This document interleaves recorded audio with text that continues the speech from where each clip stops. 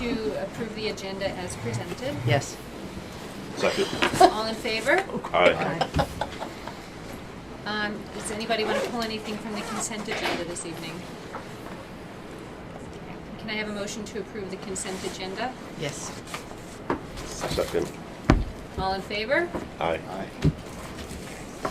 So we do have an item removed from the consent agenda already, and that's our acceptance of donations. And this evening we have a donation from an employee of New York Life, excuse me, in a total of $740. Thank you very much to that employee.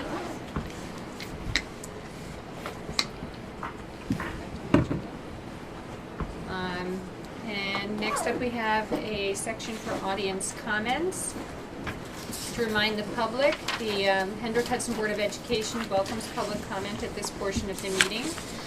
Each speaker is permitted 3 minutes for their comments and must be recognized by the board president. All comments should be directed to the board president. Anybody wishing to speak should have already signed up with the district clerk ahead of time and will be called in the order that they have signed in. The board will listen to comments and input but will not necessarily debate or discuss items. Operational matters will be directed to school administration for handling. The board is not permitted to address personnel or individual student matters in open session. And the board will limit repetitive comments in order to give time to others wishing to speak, as well as to maintain meeting efficiency. Since we don't have anybody in the audience tonight, I'm assuming that there are no audience comments. Carmen, nobody signed up, right? No. So we can move along to our presentation. Oh, did I miss the superintendent's report? I did. I skipped over a whole bunch of things. Next is the superintendent's report. Thank you. Just interested in efficiency. With that said, I'll keep it It's going to be brief. efficient. I would like to let everyone know, and this is old news, but everyone probably knows it, that our girls volleyball team captured their 15th Section 1 title in the last 19 years. They did that on Saturday afternoon at Pace University. So it is officially a dynasty. It has been a dynasty for quite some time, but it's funny, every August I talk to the coach, Diane Sportfager, and because they practice in late October or late August, and I run into her and, how's the team looking, coach? Oh, it's a rebuilding year. Oh, we had girls leave and go Division I, and so-and-so's not playing, and, you know, such and whoever is hurt, and they go undefeated, and I think all season they only lost 2 or 3 games within their match. So it was really, really exciting Saturday at Pace. It was a great contest in all 3 games that they won. They won in the sweep, but in all 3 they were trailing at very important parts, and the coach called a timeout and motivated them and got them back together. So they now move on to the state tournament. That starts next Wednesday in Kingston. I know that our athletic director, Tom Baker, is working with the Volleyball Parents Club to try to get a bus and try to reduce the cost of admission or even have it be free. The volleyball club paid for all the students who came to support the kids the other day at Pace. So That's great. they move on. It's very exciting for them. Last night I shared an email with the Board of Education, but last night we hosted a sectional soccer qualifier on our new field. And that was one of the many reasons we needed to upgrade that facility, but we received a very nice complimentary email from the coach, I believe from Bronxville, one of the teams that played, and it was very complimentary of our facilities, of our staff, our security, how well the game was run and managed, and really just kept going back to the facilities we now have for outdoor events on the track Just and admiring field. the picture. We have to over replace Oh, that yeah, field. how about that? Yeah. there. Then before and afters. Before and after, there's, yes. Supposedly today they were coming to take pictures from the drone, but it Oh. wasn't a good day. It's right but, above your head. Yeah, The old from one. The old one, yeah. 1984. So hopefully No pun within a intended. week we'll have it. So that's an outstanding congratulatory comment I want to share with the board and our community, because it has been a long time coming, and we're glad we're able to to provide world-class facilities for our kids. With that said, we put out a statement earlier this week about the status of our track for public use. And it's important to remind our community that we fast-tracked this project, the track and field, so that our kids could use it during this fall season. And we made a series of decisions in priority order to make sure that we receive the approval for our kids to participate, whether it's our athletics after school or for our phys ed program during the day. The facility is not 100% complete, and we still have some very major yet probably unassuming and not very visible parts of the project to complete to the naked eye, but it's very, very important that we complete those before we turn the facility over for community use. And I know that they are as excited to use it as our kids were, but we're just not ready yet. And we appreciate everyone's patience. We certainly hope that, we anticipate that it will be open no later than the spring. If we can open it to family use earlier, we'll do that.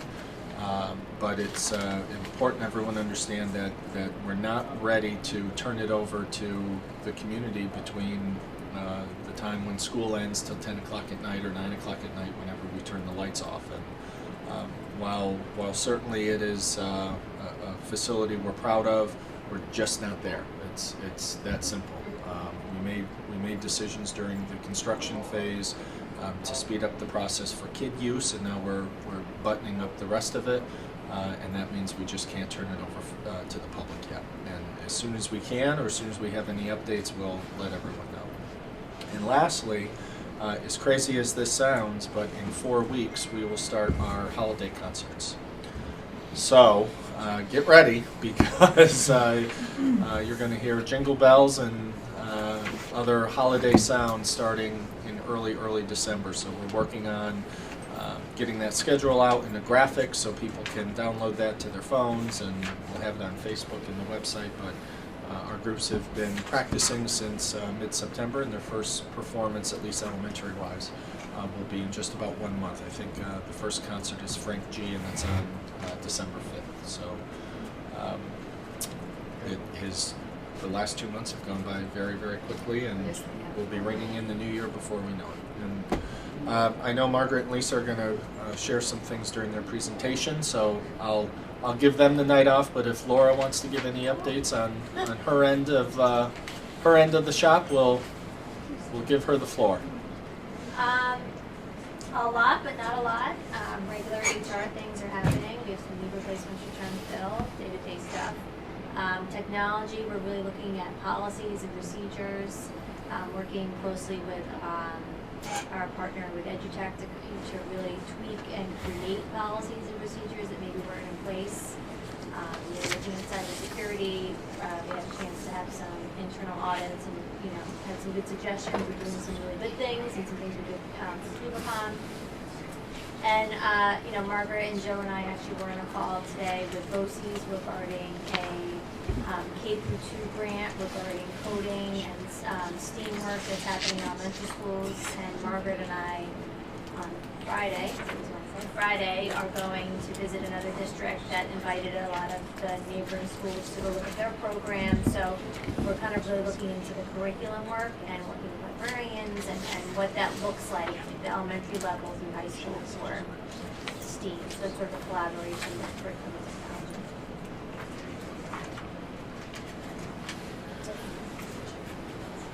Okay, and Enrique's going to give an update as part of his presentation, so we can carry on. Alrighty.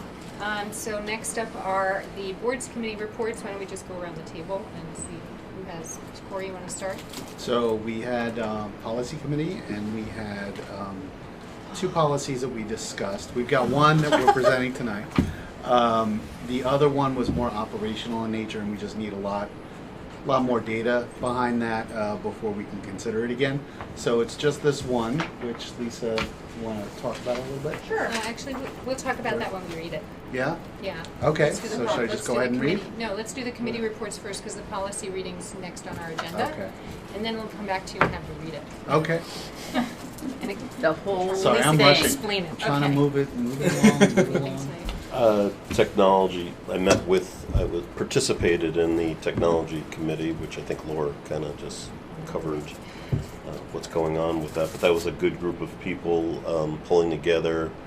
The group seems really interested in the goals of having, technology be a major part of the educational process, and I give them a lot of credit. It seems like a really good group who's sincere about what they're trying to do, so it was good. Thank you. I don't have any. Okay. I just went to the BVPTA the other night, not a committee or anything, but good group of people over there, and they also had a presentation from Gono-sen. Oh, yeah. Gono-sen, and it had to do with the gentleman, I don't remember his name, but he was cool. What's his name? Adam. Yes, cool guy. And he had some of the kids, and they were talking about what you could do to teach children to deal with bullying and Oh, cool. the different perceptions of bullying. The karate teacher. The karate teacher was teaching. It's all about defense. It's all about defense. That's his approach, my children like the rest. Mm-hmm. That's their approach. Yeah, they have a lot. They have a lot of good programs. So they had the kids there. They still want me to ask if we could work on the calendar for next year and not have conflicting parent-teacher conference nights. So we could. Some parents have kids at all different levels, and to Multiple schools. right. So if we could work on scheduling that more appropriately or better. Noted. Okay. Lisa, you have anything this evening? What? Well, there's Wow. Not yet, anyway. no Not yet. candies for me. Okay. Lisa is involved in many committees, but tonight she gets a break. Okay, which brings us to our policy reading. So, Corey, if you want to start reading the policy. Do you want me to and read it then, before Lisa explains it, or have Lisa give an overview first and then? Start Read. reading. Reading? We'll waive the reading. Okay. Then See Lisa how can long you can read. explain. Okay. I just read the It's a whole. reading Policy 4321, programs for students with disabilities under the IDEA and New York's Education Law Article 89. Stop me anytime. Move to waive further reading of policy 4321. Thank you very much. So in this policy this year, we added, they're not page numbered, but the last 2 pages, starting with testing accommodations. We actually approved this last year, but part of the testing accommodations was either we created another whole policy or we added on. So we did add it on, and it's really just updated. There's not a lot changed. It's really talking about how we make accommodations for students based on their disability and their IEP and testing modifications. Does anybody have any questions about this addition? Questions, comments? So it's from the testing accommodations down is, Down to the, yep. So whatever's in red up here. It's in It's in red up here. I'm colorblind, red doesn't mean much to me. It's but what's up I on the got, board. I It's got all it, that. I got it. Testing accommodations down. This is part of wrapping up some unfinished special ed policies that Lisa worked with our attorneys on last year. The board, I think, approved or amended 8 policies last year, and this was the last A one. lot, yep. It's still only first reading, though, is it not? I think since it's in revision, then this It can didn't say be our. first on here, so. It does, but since it's a revision, we can pass it after the first reading. We don't need to bring it back.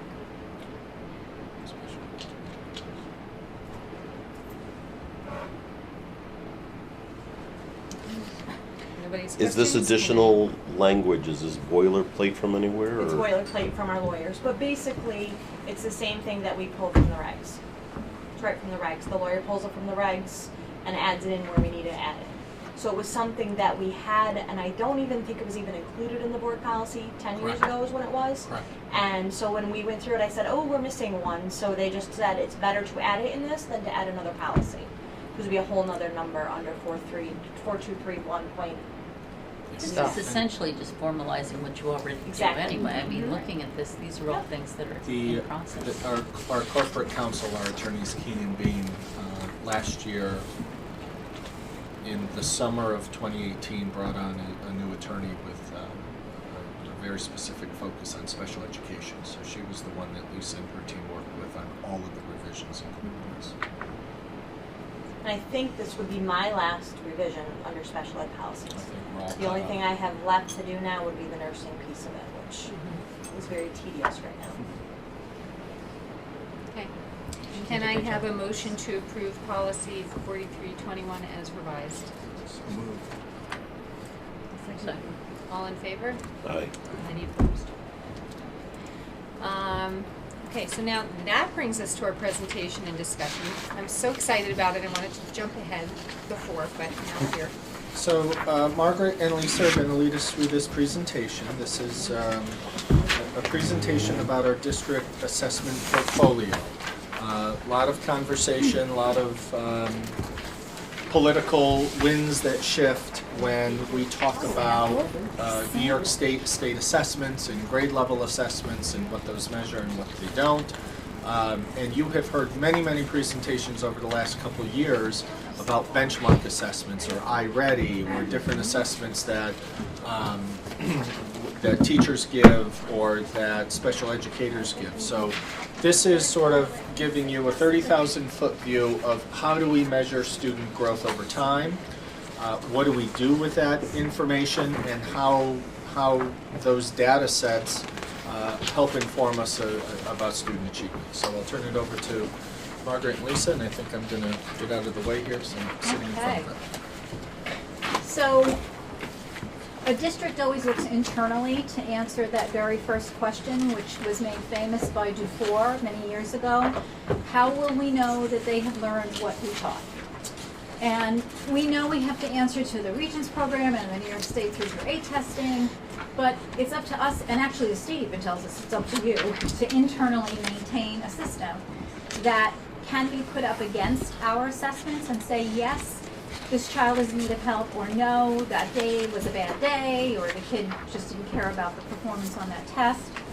So the district portfolio looks at benchmark assessments, diagnostic assessments, pre-assessments and formative assessments, summative assessments, and then of course the state assessments. So we're going to take a look at all the different types and talk about it. I gave you some examples, and as I was actually copying these for you, and we'll talk about it as we go through the slides, many of the examples I gave you sit in multiple places. So it's benchmark, but it's also formative, and it's formative, but so we'll talk about that.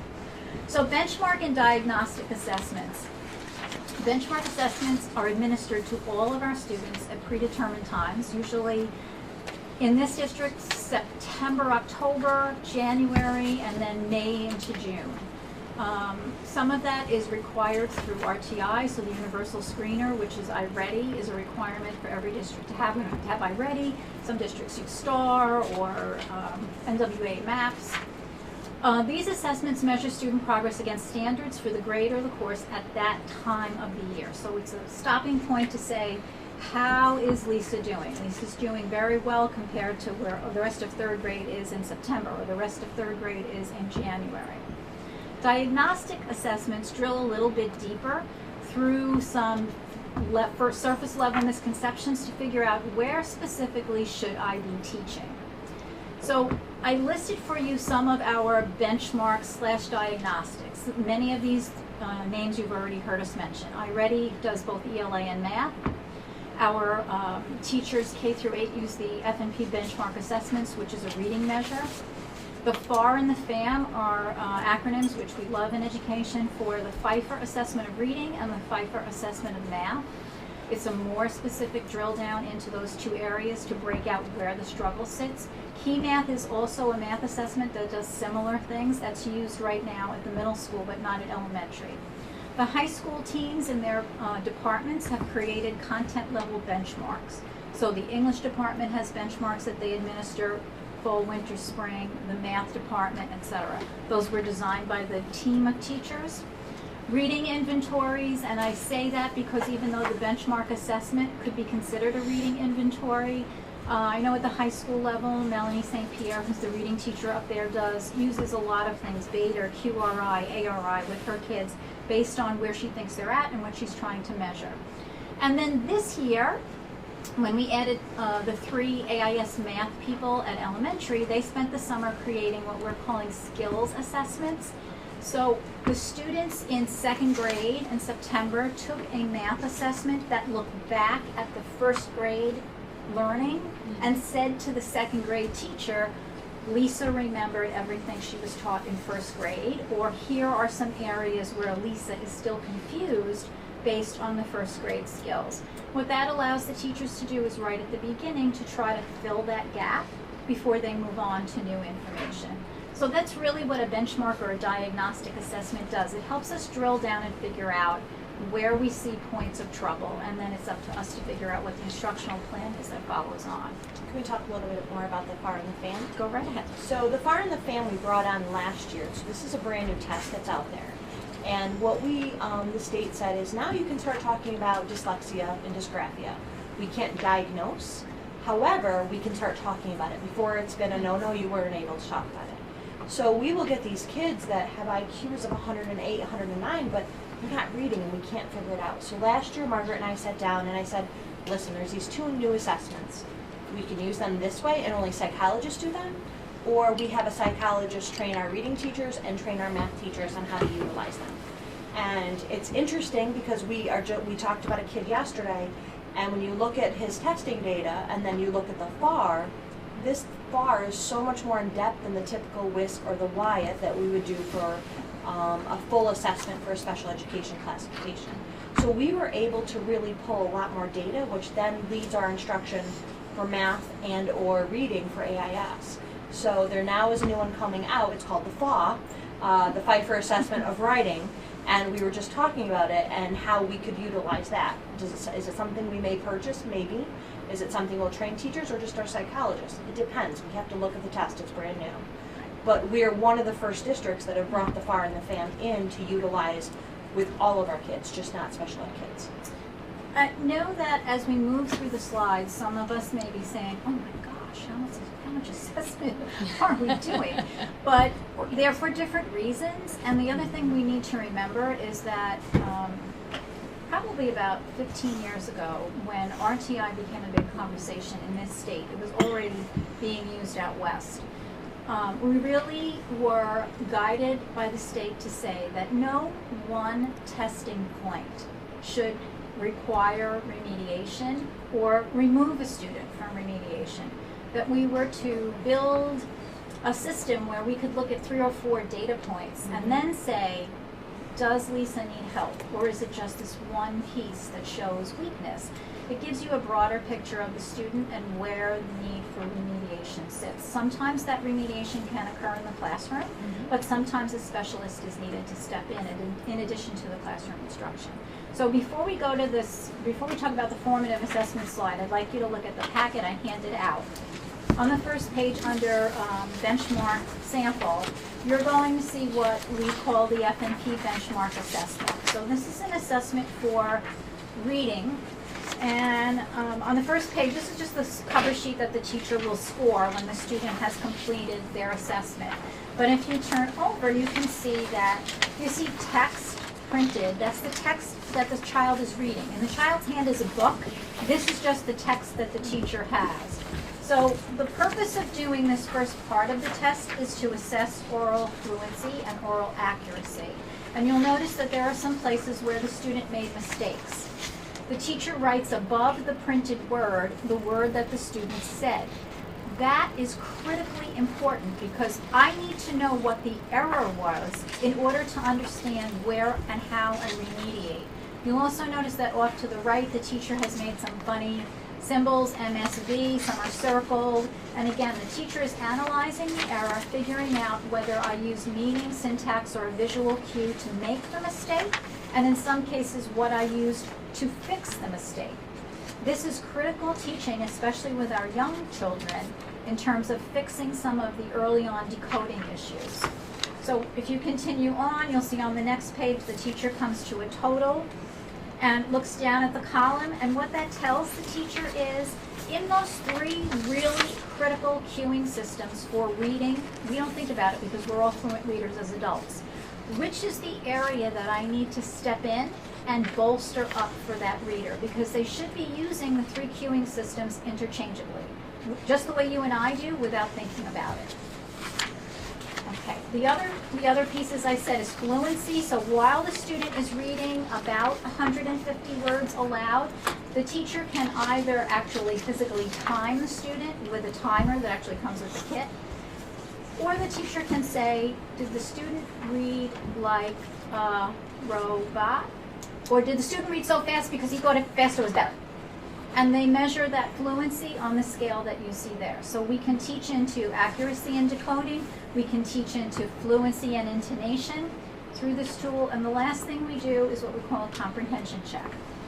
So on the next page, there's a series of questions that the teacher takes the child through. It really sounds like a conversation if you were sitting next to me. It's not so much a battery of what color was Mary's dress, where did she go after the party, but more conversationally about tell me what the book was about, what was the major problem in the text, what did the character do as a result of what happened, and the teacher is scoring the students' answers based on the information that's provided.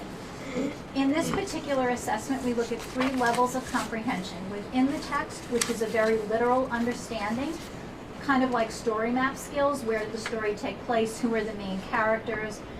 Then we look at beyond the text, which is inferential, where kids are starting to have to think a little bit about why something happened, maybe using some clues in the text, but also what they know about a particular event. And then the last thing we look at is evaluative understandings. Sometimes they're asked to comment on the author's craft in a piece. There's also a short writing piece that's given in response to the text. The teacher takes all of this information, scores it on a rubric, and it gives them some sense of what level of text they are capable of reading compared to the grade level that they're in. So this is used both as a benchmark assessment, fall, winter, spring, but then it's also used as a progress monitoring tool. So once we determine in the fall a child who is below grade level, they're going to be progress monitored much more often than a child who's reading at or above grade level. So it's an example of a tool that is used in multiple ways. So then we have something called formative assessments. So formative assessments are assessments that lead teachers into changing instruction based on the information that the child is giving them back. Pre-assessments. Before we plan for instruction, many teachers are now pausing to look ahead at a unit of study, and they'll design a short assessment, maybe 1 or 3 questions, to see what I already know about the topic that's coming. And that helps me determine how I make my groups. I may have a group of kids who know a lot about perimeter and area. I'm going to put them in a group together and maybe challenge them with something. I may have children who've never heard those words before. I clearly need to spend some time doing some deeper teaching with them. It doesn't mean that the whole class has to experience the same type of learning on a daily basis. So pre-assessments can be very critical to helping teachers make those small groups happen, sometimes even individual students. Formative assessments, again, are assessments along the way. They're quizzes that the teachers give. They're do-nows when the kids are coming into the room that are often on the smart board. You know, as everyone is coming in and settling down, tell me, 3 causes of the Civil War in your own words. What do you think happened? That information helps, again, a teacher to understand where do I go with my next steps of instruction. So teachers across our district are using all of these things interchangeably and in different grades and courses. Do-nows, exit tickets. I just taught a lesson. On your way out the door, tell me what the most important thing was that we talked about and learned about today. Sometimes you get surprised by what kids write down on that exit ticket. And you think, wait, was that kid in the room for 40 minutes with me? So all of this, homework is a formative assessment. We like parents to be involved with homework, but as a teacher, I also want to know that Lisa did the homework mostly by herself, so I can assess whether or not she understood the lesson we taught on multiple-digit multiplication that day. Conferring and anecdotal notes when I'm working side by side with Lisa, whether it's one-on-one or in a small group, I am making notes for myself about what she can do and what she is coming to do. Formative assessment typically is not graded because that's not what this formative assessment is about. It's for me, the teacher, to make some decisions, not for the teacher to get a grade. So we go back and forth about that a little bit sometimes, and it's a good conversation to have. In your packet, the next section shows you some formative assessments that actually come from our elementary math program. So what you have here is a homework example. I think this is 3rd grade. And then right behind the homework example is what's called a problem set. Both of them are there to assess what a child learns about the teaching that has been happening as the unit of study is developing. Interestingly enough, the problem set is time. And the reason why it's timed is to allow for differentiation. So if you really understand this well, you're going to fly through it. If you're so-so, you might take a little longer. If you're really confused, you might not even get off the first page. Again, that helps the teacher with information about where the next steps in teaching need to occur. So there's just some examples of that, and there's a lot of examples of it across content. I just put my hands on the math first. The last thing we talk about is summative assessments, which is exactly what you think it is. It is an assessment given at the end of a unit of study. Most of us in our learning experience the end of the chapter test, right? Answer the questions at the end of the chapter. That's what that is. And a lot of our summative assessments are created by teachers. I have an example in your packet which is created by a set of teachers in a math course. Some of it comes with some of the programs that we use, there's no doubt about that.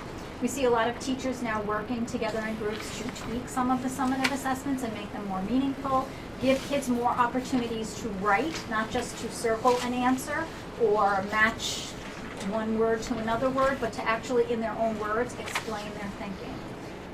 Again, typically all students on the grade or in the class take this assessment together. So third grade, the third grade formative assessments I showed you, all of our third grade kids in Eureka Math are taking the same unit test. That's an important conversation for the third grade teachers to have collectively when they put those assessments on the table. They can figure out, well, why did the kids in Margaret's class do better than the kids in Lisa's class did? Did she do some kind of different teaching that I can learn from? So having common summative assessments is a really critical piece to improving instruction for all kids who are experiencing the same curriculum. So some examples there: quizzes, unit tests, exit exams, chapter tests. There's nothing there that's new. And the sample that I gave you in your packet comes from a middle school level math piece. Again, it's this, you can see that this is teacher created. There are no marks from the company. I suspect that although they may have been a summative assessment attached to the course that they're using, the curriculum materials, they may have felt over time that they could improve that assessment collectively. And so there's the assessment that they have. It's several pages, and it covers the main concepts of that unit of study. So 3 through 8 NICET assessment. So, you know, what's one of the reasons, or many reasons, why we don't just rely on the New York State assessments? They are flawed. I did a very deep dive into the ELA assessments, and some of the reading level passages were really not appropriate for the grades that they were asked to be assigned to. I gave that feedback to all of the teachers, K-8, well, 3-8, and they're taking a look at the types of questions that our kids struggled with and how they can help bolster those experiences in their day-to-day teaching, so kids are not thrown by multiple choice type questions on an ELA exam or a short constructed response.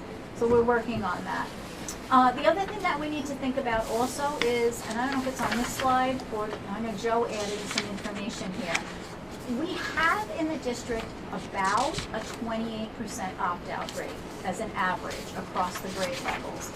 And if you were to look at the subgroup scoring and reporting, you would see that in many cases, a lot of the kids who are opting out are the kids who are struggling the most. And that would make sense if you think as a parent, you know, you don't want to torture your child, so those are the kids that you might remove from that experience. So it's really hard for us to put a whole lot of stock in what we're seeing. They are untimed, which some of us cheered for that when they broke that rule that it had to be timed. And then we lived through it and realized a kid could sit there for 6 hours. You know, at some point, it's frustrating on the opposite extreme. So the kid who's nervous about being timed, he's off the hook, but now you have kids who are literally sitting there saying, if I sit a little bit longer, maybe I'll be able to figure it out. And it becomes really a torturous event for them. It really becomes a hard fact for our special ed kids. Yes. When you think about even the modifications that we give them, the testing modifications, it used to be timed, so we'd give them double time. So if they get 4 hours, they get 8 hours. And how much stress is that? Now it's even harder for them because there is no time, and I can sit here forever and I can struggle. whether it's a special ed kid, a 504 kid, it doesn't matter. That's that anxiety that's put on them. We're finding more of our special ed kids are opting out because of that fact that the stress on them when it comes to this test is enormous. So we really rely on a lot of the formative and summative assessments we do in-house. Or if they're special ed or 50, most special ed, we do the re-evals every 3 years, and we rely on that data because that's more of an important data point for us than the day snapshot of ELA and math. When we have stopped relying on it in the district, in some cases where we look at placement for special classes, especially at the middle school, because it's not fair to the kids that don't sit, and it shouldn't privilege kids that do sit, and it's unreliable across the board as a scoring system for us. So it's really created a problem, and we're not the only people that are dealing with that. And I want to share 2 pieces of data in terms of the insignificance of the state assessments, and I'll talk about our kids. In June of 2017, 50% of our 8th graders in June of 2017 passed the math assessment. The very following year, 81% of those students passed the Regents exam. Yes. The next year, 81%. Another data set for ELA. In June of 2014, 7th graders, 33% of 7th graders passed the 7th grade ELA test. When those kids got to 11th grade and took the Regents exam, 90% of those students passed the Regents exam. And the Regents exam is actually a lighthouse assessment across the country. It's been proven to be reliable. It doesn't change often. It's one of the most statistically significant assessments in the country.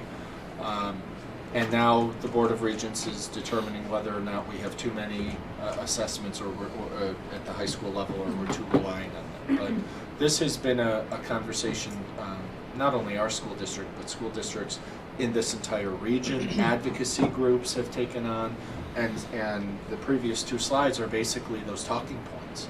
And when there's money behind those, when there's school reputation behind those, when we're making decisions like Margaret mentioned about AIS over a decade ago, saying, well, you know, you only got a 2 on this assessment, you're not going to be able to take all the electives you want to take the following year because of a flawed exam.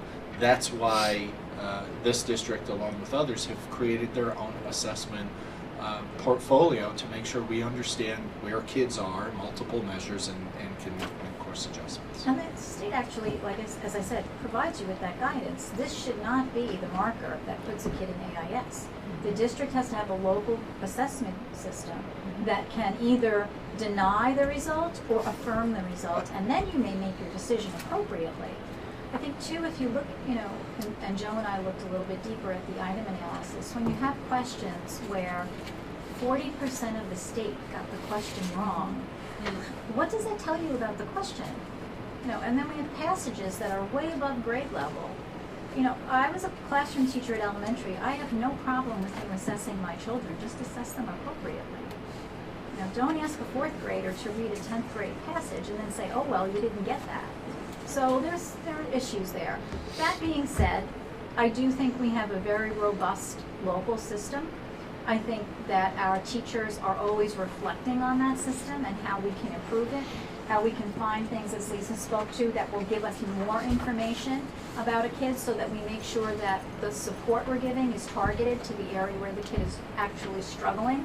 And we've learned a lot this past year or so by having continued conversations around performance and really drilling down to say, maybe it isn't this problem, maybe it's the problem that comes before it.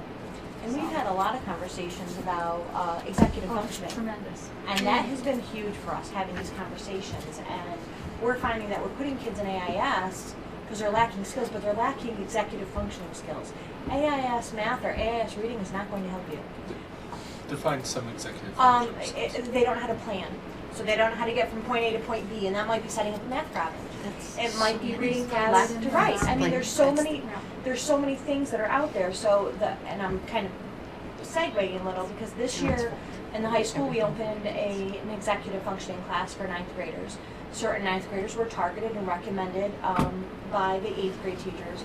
I recently sent Dr. Nguyen to an executive functioning conference for the elementary school.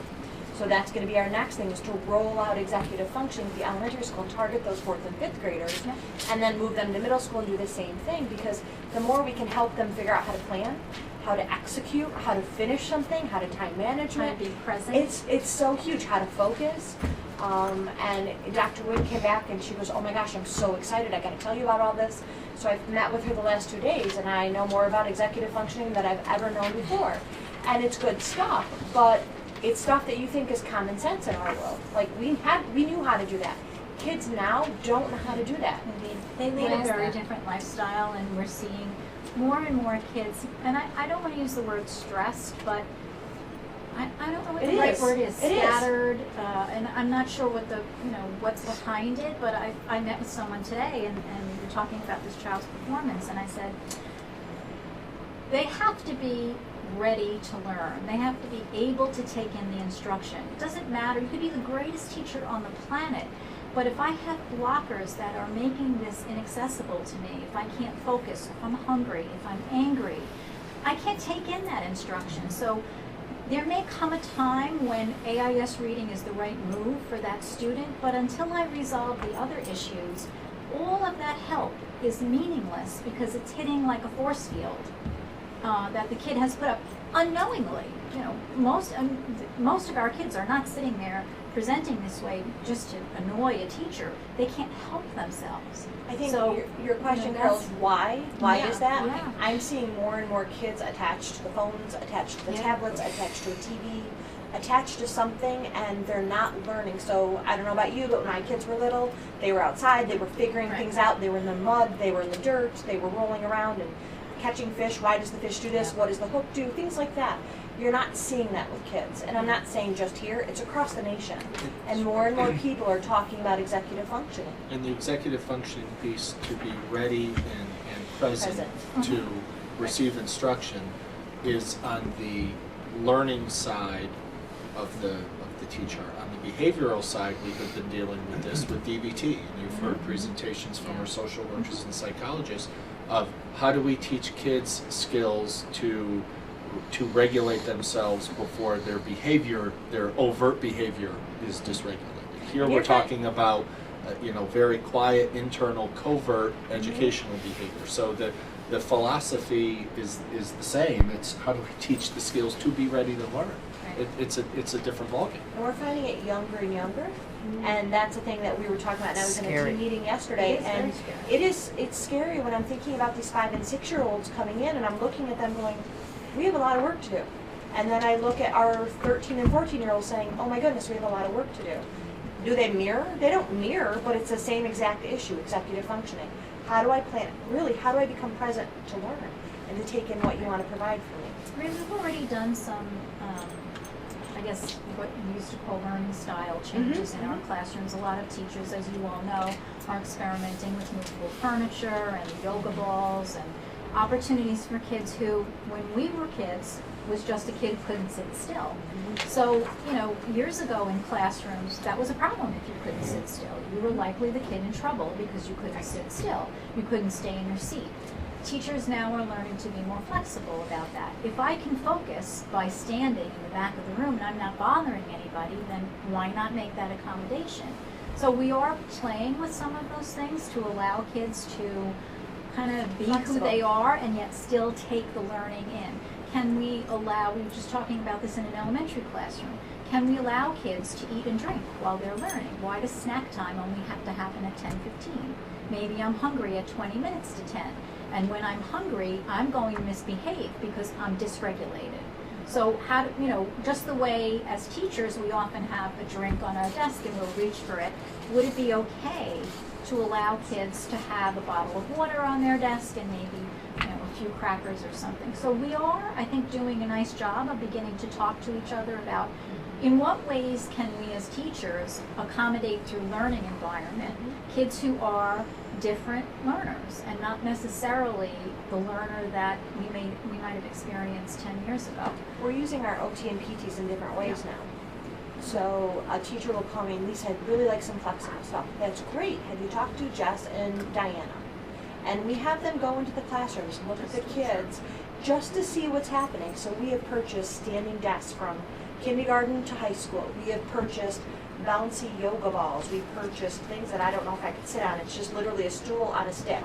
It's a wobble, yeah. And I'm thinking to myself, I don't know if I could sit there, but we've also purchased like the little bike pedals to go under the desk. Yeah.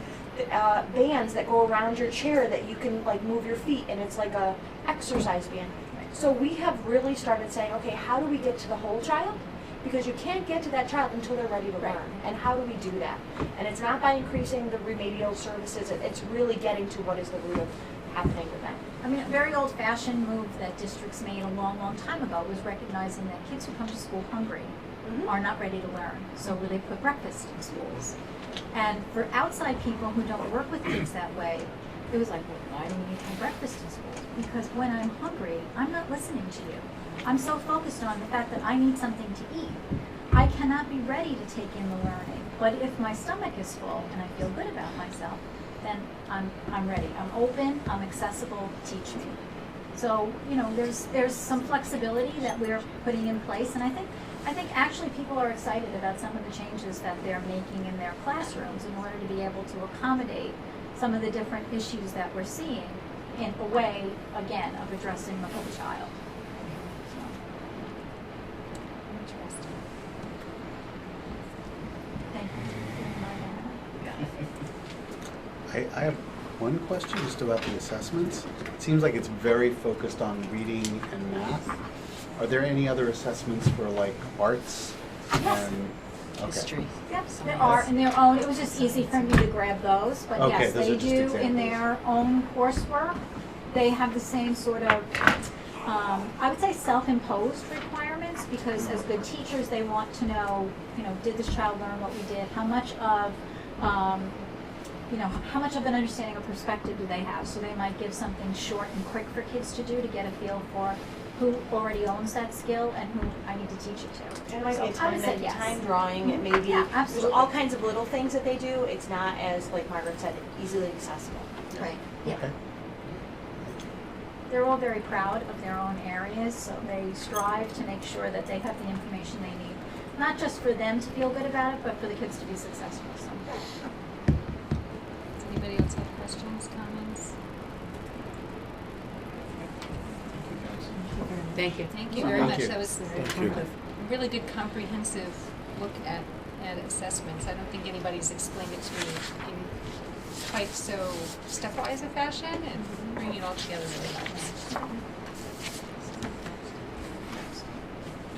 So we're Next. going to continue the theme of data and statistics and numbers, and we have this very detailed spreadsheet. Enrique and his team put this together, and the handout's coming around, so you don't have to squint. You can squint at your paper and not the screen.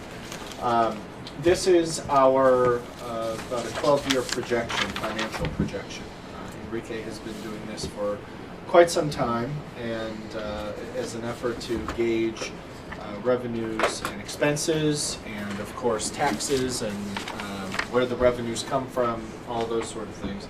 And especially in light of Indian Point closing, we know that our pilot agreement with them is going to diminish, yet we have alternative revenue sources that will not completely replace the pilot, but will help with the adjustment. So this, I'll let Enrique take it in terms of what sort of assumptions are baked into the schedule here, but the issue is that what we want to present for the community is based on those assumptions, what tax scenarios would look like going forward. Thank you, Joe. So the 2019-2020 year is not projected. Is exactly what happened, what we're going through, and we got a 2.64 tax levy increase. In my assumptions, I'm being extremely conservative. I'm only considering getting $34 million of the cessation fund.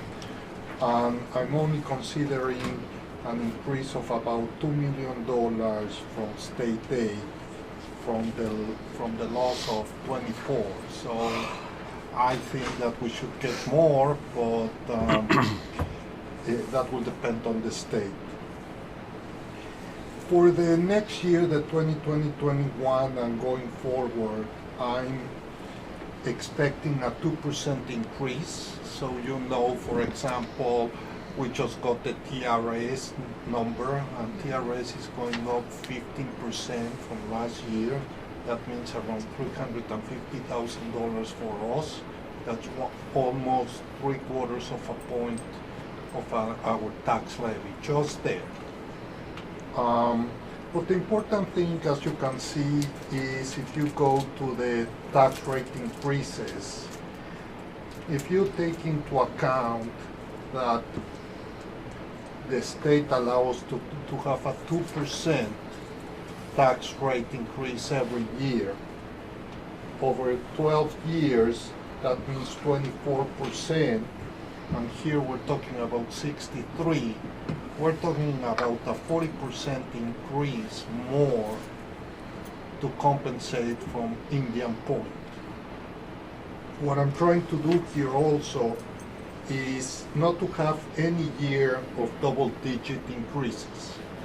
So basically that will change over time, but in my projections, I'm looking at the year 22 to 24 to be the 2 years with the highest increase that will almost touch 10% without doing it, and then coming down to the mid-5s, and then by the year 28-29 will be basically at the level of any other school district.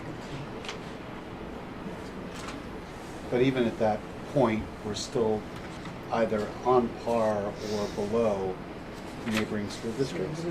Today, the same house that your house, if you move your house to Croton or to Lakeland, probably you'll be paying about 70% more in taxes. So even when we get to the level that we made up of the $24 million, you're only going to be paying about 63, taking into account 63% compared to 24 that they are paying today. So even after all these, because of the cessation fund, because of additional state aid, because at the end of the day, we will still have at least $3 million coming from Indian Point, because there's still assessed value there.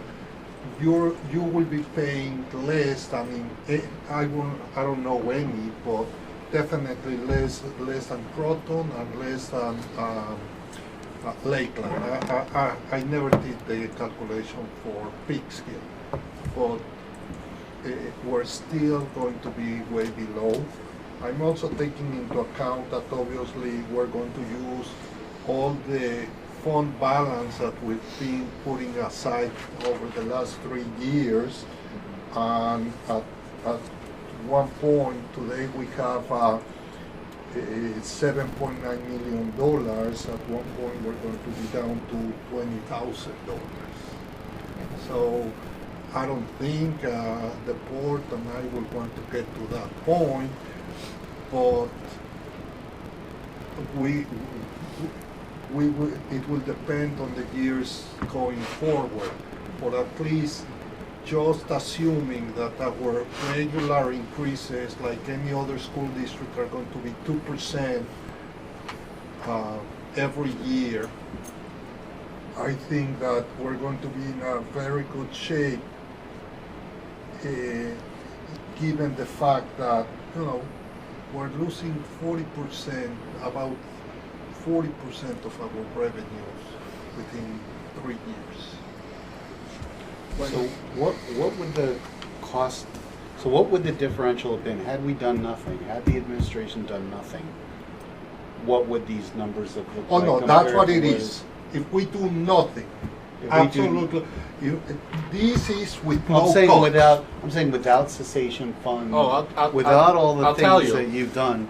The average tax increase and I'll send you the exact chart because we ran out of them. The average tax increase over the 5-year 78%. was on average 13 plus per year, 13% increase each year. So 13, then 13 more, 13 more. Compounded 13. Compound. Yeah, I think just, when people see this, if they see this just alone, that will make them say, oh my God, I can't believe what's happening. I think we need to put it into perspective that Sure. this is after a lot of work that was done to get this down from where it would have been. Sure. And I think it's really important to put the comparison right in there. These were a lot of numbers that I just wanted to show, but for me a very good number is going to be to deduct, for example, next year's 7.19 to the 2% that basically every school will go through. So it's a net 5. It's a net, and it's a 5 on top of what every other of what we had done it if Indian Point was not going to Right. close. Yeah. So a net- we're a net asking 5 you more. exactly. We're asking you to put 5% more in taxes because Indian Point is closing. The following year is 4%, et cetera, et cetera. So that would be the case because I'm taking into account that our budgets are going to increase 2% per year. And that's baked into the And by the way, expense. that's if we don't make any cuts on any of the programs. We'll keep absolutely every program as is. Like Every if staff Indian member. Point never closed, you are going to see in a couple of weeks a study that says how much we will save if we do Princeton, if we close schools, if we do some changes in the high school, some changes in the middle school, and that would be starting not in the 2020-21 year, but in the following year. So for next year, I'm basically, without having started the budget, saying that we're going to be around 7.2, and then there's going to be a decision from all stakeholders, from the board, from the community, as to decide if you want to have a lower tax rate, what is it that you want to not cut? Maybe it's only restructure.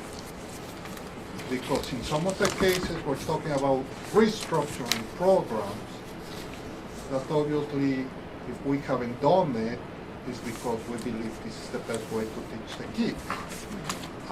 But I think two takeaways. One, this is a expense projection based on everything we currently have in today's program, extrapolated out, and that these projected tax increases are way lower than what we calculated when Indian Point announced their closure. They're not 13%. You know, and we shared that number not to light people's hair on fire and sell their home and get out of here, but to use that as a tool to advocate. And this does not include any revenue from the decommissioning company that might or might not be agreed to? that's what I'm saying. I've been very conservative. Our pilot to date says that after 4 years, we get only $1 million.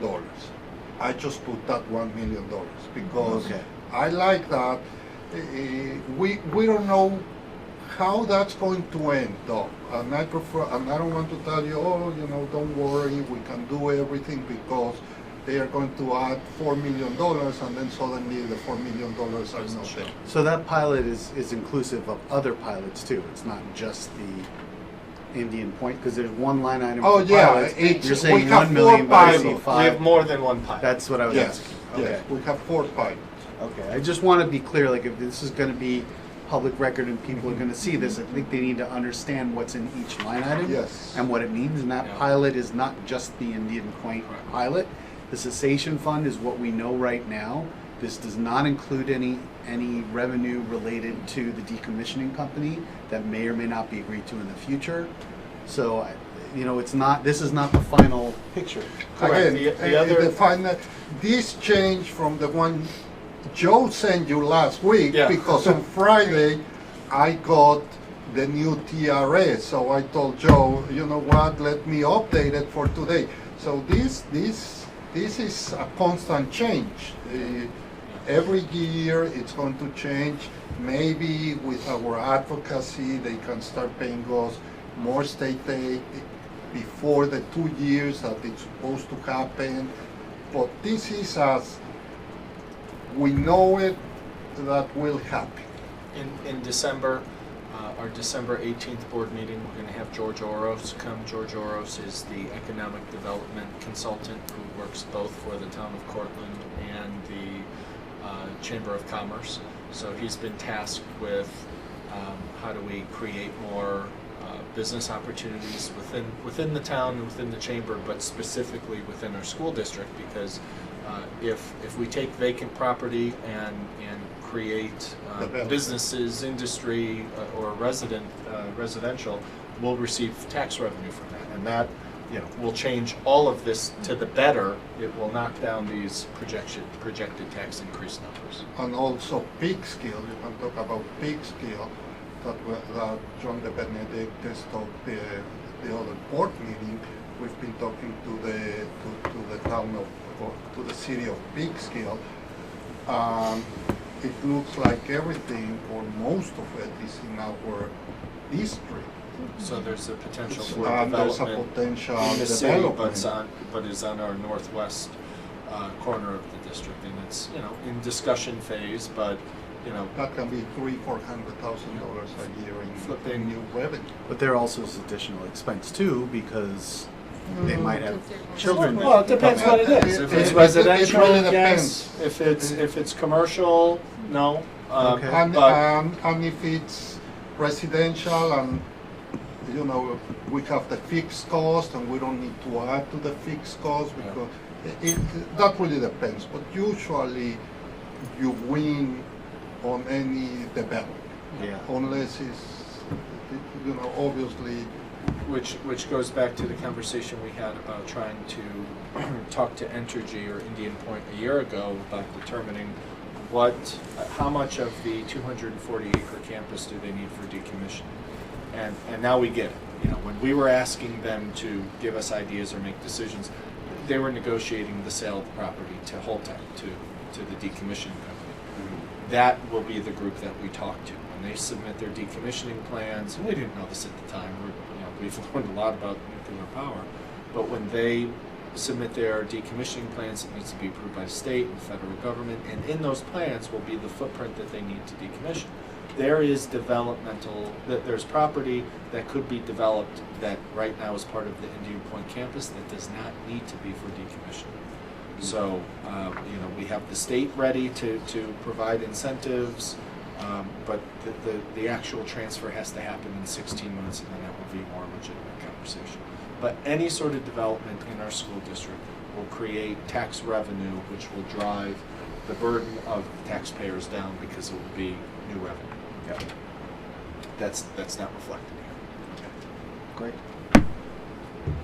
So we'll keep this in front of everyone, but we officially start our budget after the new year, but this is on everyone's mind, and we wanted to provide some projections based on very conservative assumptions, and that's important to be conservative because we have to we want people to know what to expect, worst case scenario. Has delivered. And by the way, so everyone can understand, you can see the tax cap, and we're way below the tax cap because every dollar that we lose from the pilot, it's added to our tax cap. So it's not because we have 7.2% tax levy increase. It means that we need 66% of the vote.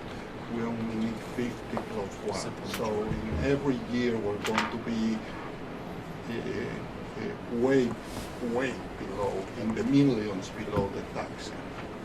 So it looks like it's going to be about 7 to 8 years for us to get back to Yes. standard. To what people have increases. Yep. been accustomed to. Basically, yeah, we are in 2019-20 by 29-30, 10 years later, will be 1 year before that, because I'll say 273 is a little bit more. And that was the purpose and the rationale behind the cessation fund, is to not create the cliff. And Yep. certainly what we've learned and what we've advocated for, $34 million in the last 2 years, has helped make the cliff softer. We will hear from many people that will still say these are unacceptable, but it's also not 13 and 15%, but we'll keep, pounding our fists and advocating.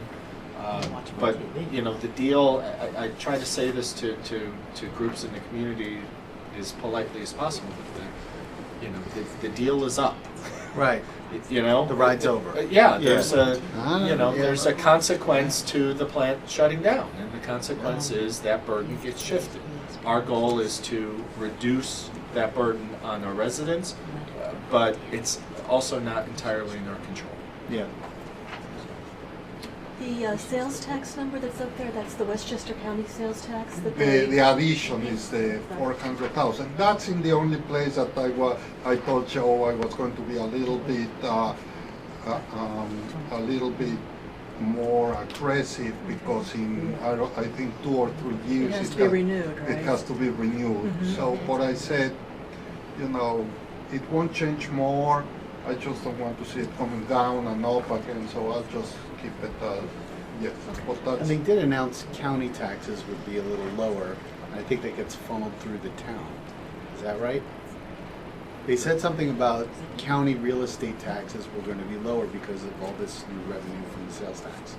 Oh, Yeah. I heard that. I had heard something possible. about that. Our agreement, our piece of this revenue stream is just through the sales tax. So that doesn't get. There's a percentage that goes to each municipality, and then I think 20% to the municipalities. Yeah, we have and town and we have 10%. school taxes. Yeah, so I would assume if there was any county tax, it would funnel through the town. Because I don't get a county tax bill. Correct. Oh no, you get it with your town taxes. Yep. Yes. It says it on it. I'm like, mine says So it. we'll keep this in front of us, especially as we jump into It's a line budget item, yeah, in but I mean, January. it's part of the total Yes. town bill. Yeah, you pay one bill. I pay and they one split bill it. and it's itemized. All right, thank you. Thank you, Corey, for those clarifications, and thank you, gentlemen, for a very comprehensive look at our financial picture. That brings us to our next audience comments section. There still is nobody in the audience. So we're going to move on to board comments and new business. And I will start off by saying that Lisa and I were able to attend the annual regional dinner for board trustees and superintendents. There were a couple of interesting lectures, one by David Benoit, who's the Senior Director for the International Society for Technology in Education, and the other one by New York State Senator Shelley Mayer, who is the chair on the Committee of Education for our state. And the whole theme of the night was creating a community of responsible digital citizens.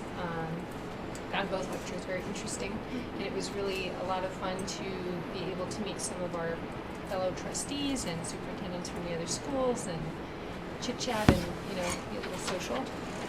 Would you like to add anything, Lisa? I thought it was interesting, this center that David Benoit runs or is involved with, the International Society for Technology and Education. And he focused a lot on DigCit Commit. I don't know if that's something you're familiar with, Laura, or not. DigCit Commit. Digital citizenship. Yeah. Right, but it was a specific program, I guess, that they're doing that's called DigCit Commit. I don't know if we want to look into it or not, but it seems like a lot of it is things that we're kind of involved with already with digital citizenship in our district. I know that we've had presentations before on making sure that we're having responsible, behavior on the internet and with electronics and technology. And so it was focusing on those kinds of things. And the interesting thing I thought with Shelley Mayer was her talking about how coordinating a campaign with social media has a really big impact on our representatives. And she used some examples of Austining when they were doing this social media campaign, and she said I kept getting these hashtags that were, you know, aimed at me, and it really got my attention because of how much, you know, involvement there was on the social media scene. And she just told us that, you know, you want to get our attention, that kind of thing is the way to do it. Hustling actually partnered with 4 other school districts. They called themselves the Suburban Harmed 5. It was the Suburban 6, and then they changed it to Suburban 5. I guess they had one school district that didn't decide to participate. Right. But she said that doing more of a regional focus, getting more people involved is always better. Especially they had a Long Island school district, and Westchester, and Rockland, and Orange, and that really got the legislators' attention. Things to think about. Interesting ideas to think about. Yeah, maybe advocacy committee. Does anybody else have anything before we wrap up? My computer seems to think we're finished. Just turned on. Well, the only thing is, last Friday we had our lower Hudson ASBO meeting, and we had the assistant superintendent from a school district across the river that they were hacked and ransomware the first day of school. So they had the whole story. So I talked to Laura about it because they thought they were prepared. It took them up until 2 weeks ago to be ready and caught up and everything. So it was a nightmare. Hopefully will never happen here. Doing it Just looking at your card. Well, that's you know, we just had, and I've heard some very good case because we were able to have an internal audit done recently. This is the work that we're doing with Check is really looking at the policies and procedures we do have in place. And we are doing a lot of good things. We've made a lot of improvements, but there were some, you know, suggestions that we're making, some tweaks, you know, having backups and a lot of those kind of things that, but we're, you know, it's interesting. I was at an HR conference a couple weeks ago, and all the HR people were talking about cybersecurity concerns. I was at a conference last Friday for technology in the region, and, you know, cybersecurity. So it is the hot topic that everyone's talking about and concerned about. So we are spending a lot of time trying to. And our BOCES too. Our BOCES have hired various software companies who specialize in the digital security end of it. That have made it a lot easier for districts to purchase those services. So we actually received a quote from one company, and they told us what they do, and we can't talk about it publicly because it's part of the security protocol of our system. But their help and expertise and with Edutech will make sure we have some systems and protocols in place to make sure that doesn't happen here, and we have many already. Yeah. We also hopefully are looking at privacy. Oh, so yeah, privacy no. is very different than cybersecurity. Yeah. Right, so cybersecurity is a component that enables privacy, but privacy itself is something we need to be looking at too, because we have so much data, not just our employees and students, but there's health information that we have on. Yeah. You know, there are a lot of things that we need to consider. And there's been changes to Law 2D. There's the requirement we're going to add a position called the privacy officer at the end of this school year. And so I'm actually looking at some companies that other districts are using that comply with that Law 2D and that work focus on privacy. So we're trying to, you know, we already have a vendor call set up to talk to another company that might replace one that we already have that will help link to Active Directory and help give us a little more security. And we're actually, Laura and I and our Edutech folks and maybe one of these vendors are preparing a presentation for the public, for the board, and those are always interesting because we can't share our secrets publicly. You know, it's more of what systems and checks and balances are in place, but we'll also have a private conversation about what's happening behind the scenes to make sure the board feels comfortable with how we're protecting all of that information and protecting our assets as well. So then the next question is, so what committee would that fall under? It wouldn't. It would be the entire board. Okay.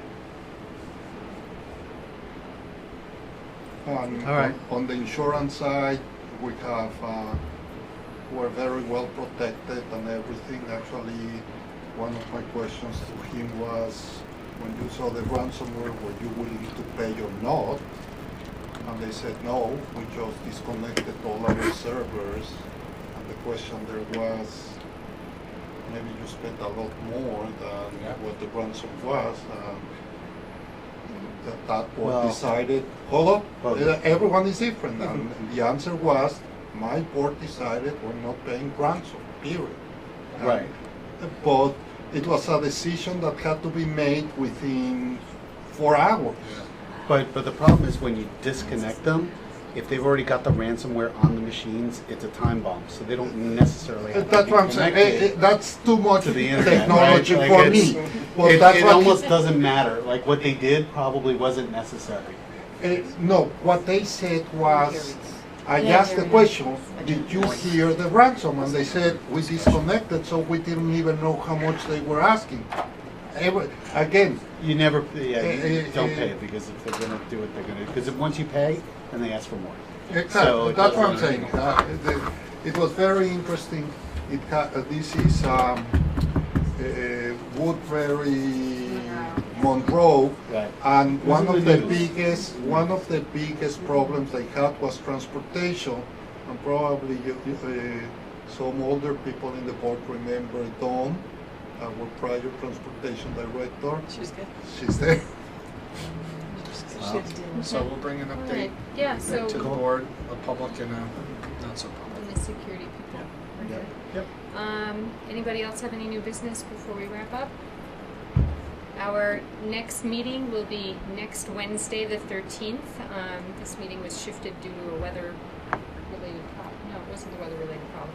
Anyway, it was shifted to this week, so we ended up having 2 in a row. So next week's meeting will be a little shorter, and it will be at 7:30 again. So that will be November 13th. Can I have a motion to close the meeting? Adjourn the Yes. meeting? Second. All in favor? Aye.